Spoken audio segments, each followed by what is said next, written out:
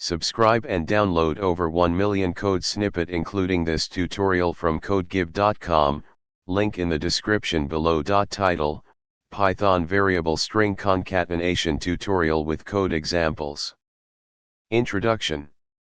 String concatenation is a fundamental operation in Python that allows you to combine multiple strings into a single string.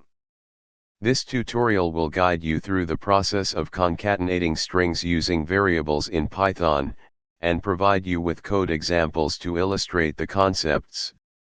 In Python, you can concatenate strings using the plus operator.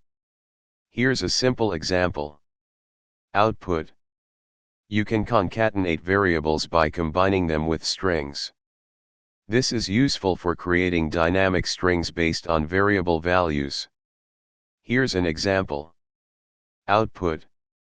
The plus equals operator is a shorthand for concatenating and assigning the result back to the original variable.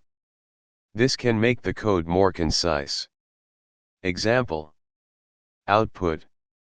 Python 3.6 introduced f-strings, a concise and convenient way to concatenate strings with variables. Here's an example. Output. For concatenating multiple strings or elements of a list, you can use the join method.